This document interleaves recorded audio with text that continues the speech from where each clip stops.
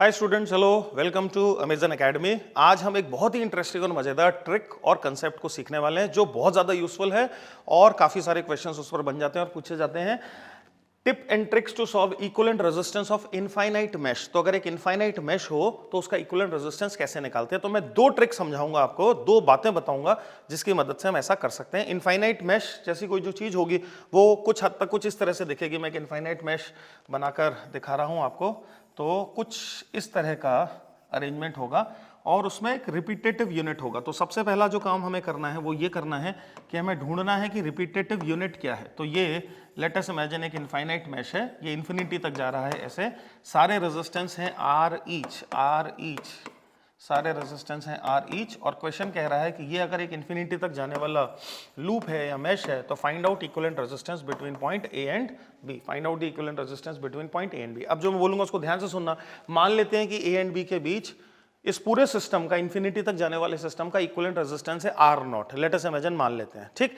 अच्छा, चूंकि ये इन्फिनिटी तक जा रहा है तो जो रिपीटेड यूनिट है वो क्या है। तो अब ध्यान से देखोगे तो ये आर और ये जो आर है ये ही है जो रिपीट हो रहा है, यही है जो रिपीट हो रहा है। और अगर ये इन्फिनिटी तक जा रहा है तो ये जो लेडरनुमा चीज है, अगर हम इसमें एक स्टेप और जोड़ दें या एक स्टेप हटा दें तो क्या इक्विवेलेंट रेजिस्टेंस की सेहत पर कोई फर्क पड़ेगा क्या? बोलो, समुद्र में एक बाल्टी पानी डाल दें, एक बाल्टी पानी निकाल लें, क्या वॉल्यूम ऑफ वाटर पर कोई भी फर्क पड़ेगा क्या? कोई फर्क नहीं पड़ेगा। हेंस अगर ए और बी के बीच इन्फिनिटी तक इस पूरे सिस्टम का इक्विवेलेंट रेजिस्टेंस अगर आर नॉट है और अगर मैं अपने मन में यहां कोई पॉइंट बना लूं ए डैश और यहां कोई पॉइंट बना लूं बी डैश और केवल ए डैश और बी डैश के बीच इस सिस्टम को देखूं, इन्फिनिटी तक इस सिस्टम को देखूं, तो क्या ये सिस्टम मुझे वैसा ही दिखाई देगा जैसे ए और बी के बीच दिख रहा था। हेंस क्या ए डैश और बी डैश के बीच भी इन्फिनिटी तक इस पूरे सिस्टम का इक्विवेलेंट रेजिस्टेंस वही होगा जो ए और बी के बीच है, जिसको मैंने बोल दिया आर नॉट। तो let us imagine A B के बीच जो इक्विवेलेंट रेजिस्टेंस है आर ए बी, जिसको हम बोल रहे हैं, लेट अस इमेजिन अगर वो आर नॉट है तो क्या मैं इस पूरे सिस्टम को हटा सकता हूं और यहां पर क्या आर नॉट लगा सकता हूं।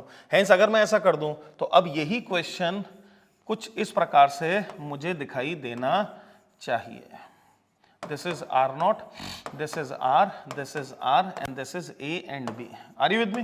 क्या आपको मेरी बात समझ में आ रही है? और अब ए और बी के बीच अगर मैं सिस्टम का रेजिस्टेंस निकालूं तो वापस आर नॉट आ जाना चाहिए। तो आर और आर नॉट पैरेलल में और उसके साथ आर सीरीज में। तो देखो क्या इक्वेशन बनेगी, आर और आर नॉट पैरेलल में तो R one R two upon R one plus R two, R naught upon R plus R naught plus R is equal to R naught. इस equation को ध्यान से देखो और समझो, सही है, करेक्ट है, ये इक्वेशन बनेगी। इस इक्वेशन को हम सिंप्लीफाई करेंगे, ये आर नॉट में क्वाड्रेटिक इक्वेशन होगी क्योंकि रेजिस्टेंस की वैल्यू केवल पॉजिटिव होती है और उस क्वाड्रेटिक इक्वेशन के दो सॉल्यूशन आएंगे, एक पॉजिटिव एक नेगेटिव। नेगेटिव वाले सॉल्यूशन को डिस्कार्ड कर देंगे, पॉजिटिव वाले सॉल्यूशन उठा लेंगे, वही हमारा आंसर होगा। तो आओ मैं इसको फटाफट से सॉल्व कर दूं तो देखो क्या होगा।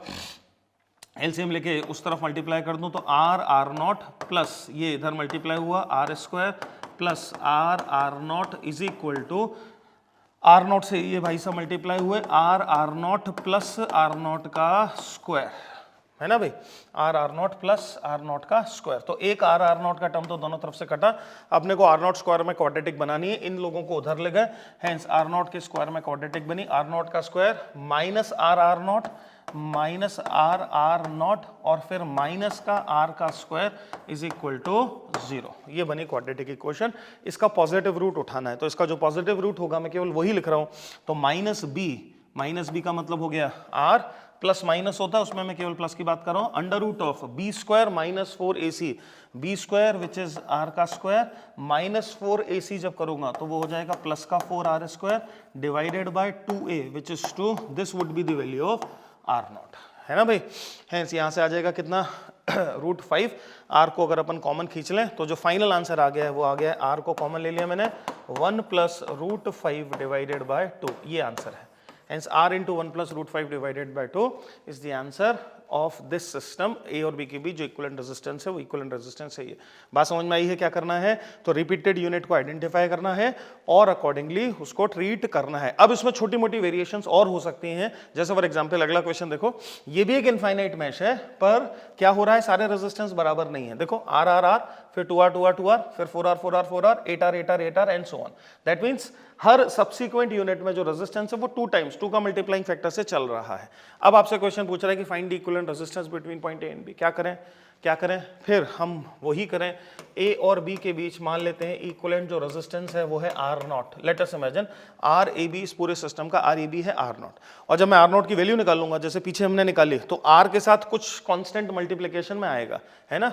हेंस ये जो आर नॉट है इसके साथ कोई कांस्टेंट मल्टीप्लाइड बाय आर का टर्म आएगा, ठीक है, करेक्ट है। और ये series are, 2R, 4R, 8R ऐसे ऐसे चल रही है। अब मेरी बात ध्यान से सुनना, अगर मैं यहाँ एक पॉइंट बना लूं ए डैश और यहाँ एक पॉइंट बना लूं बी डैश और यहां से आगे देखूं, है ना, यहां से आगे देखूं, तो जो सीरीज है, जो मैश है, वो मुझे दिखाई देगी 2R, 4R, 8R वगैरह वगैरह।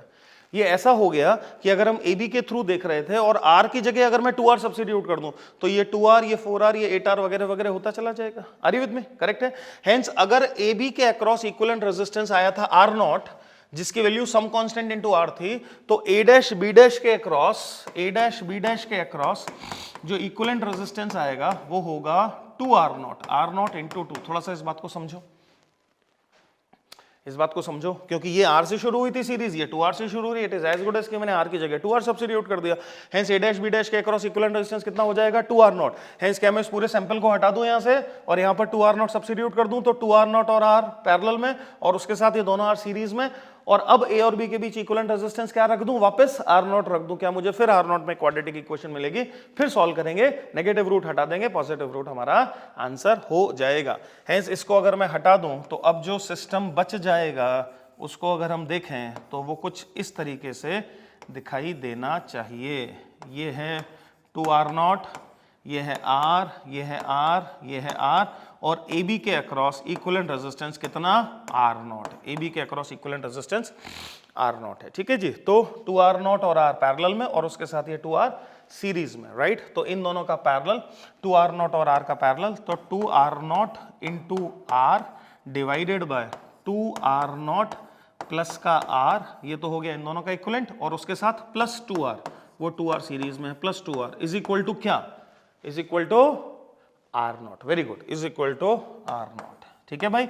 ये क्वाड्रेटिक इक्वेशन बनेगी। फिर अपन दोबारा इस क्वाड्रेटिक इक्वेशन को सुलझाएंगे और इस क्वाड्रेटिक इक्वेशन को सुलझा के इसका जो सोल्यूशन है, इसका जो सोल्यूशन लिखेंगे। तो मैं आंसर लिख दे रहा हूं, आप अपने आप सॉल्व कर लीजिएगा। इसको सॉल्व करने पर आपको R नॉट का जो आंसर आएगा that is equal to R naught is equal to R into 5 plus root 41 divided by 4। ये इसका आंसर आएगा, 5 प्लस रूट 41 डिवाइडेड बाय 4। तो ये हल्का सा वेरिएशन इसमें हो सकता है, ठीक है जी। अच्छा जी, अब एक और अगला क्वेश्चन इंटरेस्टिंग, थोड़ा सा डिफिकल्ट। एक वायर है जिसका रेजिस्टेंस पर यूनिट लेंथ है लैम्डा, और उससे मैंने इस तरह का एक स्ट्रक्चर बनाया हो। पहले स्ट्रक्चर को समझे। सबसे बाहर वाला एक इक्विलैटरल ट्रायंगल है ए साइड का, फिर उन तीनों साइड्स के जो मिड पॉइंट है उन मिड पॉइंट को जोड़ दिया तो एक छोटा सा दूसरा इक्विलैटरल ट्रायंगल बना a/2 साइड का, फिर उसके भी मिड पॉइंट्स को जोड़ दिया तो फिर एक तीसरा इक्विलैटरल ट्रायंगल बना a/4 साइड का, एंड सो ऑन। ऐसा ही अंदर में इन्फिनिटी तक करते चले गए। तो इक्विलैटरल ट्रायंगल्स हैं विद साइड a/2 a/4 वगैरह वगैरह वगैरह। और अगर रेजिस्टेंस पर यूनिट लेंथ जिस वायर से ये बनाया गया है इनफाइनाइट सिस्टम, अगर रेजिस्टेंस पर यूनिट लेंथ है लैम्डा, तो क्वेश्चन आपसे कह रहा है find the equivalent resistance between point A and B. What would be the equivalent resistance between point A and B, है ना। ए और बी के अक्रॉस इक्विवेलेंट रेजिस्टेंस निकालो। क्या करें, कैसे देखें इसको भाई, कैसे देखें? ये तो बड़ा मुश्किल है, क्या करा जाए। तो मान लेते हैं कि ए और बी के बीच ए और बी के बीच जो इक्विवेलेंट रेजिस्टेंस है मान लेते हैं वो है आर नॉट। तो जब अपन आर नॉट की वैल्यू लिखेंगे तो ऑब्वियसली उसमें लैम्डा इंटू ए का टर्म आएगा, क्योंकि ट्रायंगल मेरा ए से शुरू हो रहा था, है ना। तो जब मैं आर नॉट की वैल्यू लिखूंगा तो उसमें ए का मल्टीप्लाइंग फैक्टर आएगा, ठीक है। और a/2 a/4 वगैरह वगैरह साइड्स के इक्विलैटरल ट्रायंगल चलेंगे। सही है, समझ में आती बात। अच्छा, ये पॉइंट को अगर मैं नाम दे दूं a डैश और इस पॉइंट को अगर मैं नाम दे दूं b डैश, तो a डैश b डैश के थ्रू अगर देखें, बाहर वाले ट्रायंगल को भूल जाएं और a डैश b डैश के थ्रू अगर देखें तो क्या फिर ये वैसा ही क्वेश्चन हो गया है। केवल फर्क इतना है कि अब जो सबसे बाहर वाला ट्रायंगल है उसकी साइड है a/2 a/4, है ना भाई, a/8 ऐसा चल रहा है। पहले a/2 a/4 a/8 ऐसा चल रहा था। हेंस अगर ए बी के across equivalent resistance R naught है तो क्या आप मुझे बता सकते हैं a डैश b डैश के अक्रॉस इसी सिस्टम की इक्विवेलेंट रेजिस्टेंस क्या होगी? आर नॉट में a का मल्टीप्लाइंग फैक्टर आएगा और यहां a/2 का मल्टीप्लाइंग फैक्टर आएगा। थोड़ा भी सोचोगे तो समझ में आएगा, इट वुड बी r0/2। बस खेल खत्म हो गया। तो क्या ऐसा करें कि ये जो पूरा सिस्टम है, इस पूरे सिस्टम को हटाएं यहां से और a डैश b डैश के बीच एक R0/2 का रेजिस्टेंस लगा दें और फिर AB के अक्रॉस पूरे सिस्टम का इक्विवेलेंट रेजिस्टेंस ढूंढ लें। क्या मेरी बात समझ पा रहे हैं? करेक्ट है भाई? ऐसा कर लें। और तो मैं एक फिगर बना रहा हूं ऐसा, a डैश b डैश के बीच मैंने एक रेजिस्टेंस लगा दी, ये this was a dash and this was b dash, और a डैश b डैश के बीच जो रेजिस्टेंस लगाई उसकी वैल्यू कितनी है? R0/2। और आपको किसके अक्रॉस रेजिस्टेंस निकालना है? AB के अक्रॉस रेजिस्टेंस निकालना है। ठीक है जी। अच्छा, मान लेते हैं ये जो a/2 वाली साइड है, ये वाली जो साइड है, इसका रेजिस्टेंस वैल्यू है R। तो ये हो गया स्मॉल r, ये भी हो गया स्मॉल r, ये भी हो गया स्मॉल r, ये भी हो गया स्मॉल r, और ये भाई साहब हो गए 2r। देखो ध्यान से, और r का वैल्यू कितना? स्मॉल r जिसको मैंने लिखा उसका वैल्यू कितना? स्मॉल r का वैल्यू हो जाएगा a/2 into lambda, a/2 into lambda. क्या हम AB के अक्रॉस इस पूरे सिस्टम का इक्विवेलेंट रेजिस्टेंस निकाल लें? कैसे? ये दोनों सीरीज में 2r, उसके साथ R0/2 पैरेलल में, फिर उसके साथ ये 2r सीरीज में, और फिर उसके साथ 2r पैरेलल में। क्या हम इस पूरे सिस्टम का इक्विवेलेंट रेजिस्टेंस निकालकर AB के अक्रॉस, और AB के अक्रॉस इक्विवेलेंट रेजिस्टेंस क्या था? R0, तो क्या उसको वापस R0 के बराबर कर दें? क्या फिर हमें एक क्वाड्रेटिक इक्वेशन मिलेगी? क्या वहां से हम R0 की वैल्यू स्मॉल r के टर्म्स में निकालेंगे और एंड में स्मॉल r की वैल्यू सब्स्टिट्यूट कर देंगे? कितना? a/2 into lambda. Are you all with me? क्या मेरी बात समझ में आ रही है? हेंस अब इस सिस्टम को सिंपल सीरीज पैरेलल की तरह सुलझा लो। R0/2 और 2r का पैरेलल कॉम्बिनेशन, उसके साथ 2r का सीरीज, और फिर इस पूरे के साथ 2r का पैरेलल, और फिर ये सारा किसके बराबर? ये सारा R0 के बराबर है ना, ये सारा R0 के बराबर। R0 में बनेगी क्वाड्रेटिक, सिंप्लीफाई करके हम R0 की वैल्यू निकालेंगे। तो एज अ होमवर्क आप इसको करेंगे। आंसर मैं लिख रहा हूं, सब कुछ कर लेने के बाद आपका जो आंसर आएगा, R0 की जो वैल्यू आएगी वो आंसर आना चाहिए R0 is equal to √7 minus of 1 into a lambda divided by 3। √7 minus 1 into a lambda by 3 answer बनना चाहिए। ये पहली ट्रिक है जो मैंने आपको समझाई।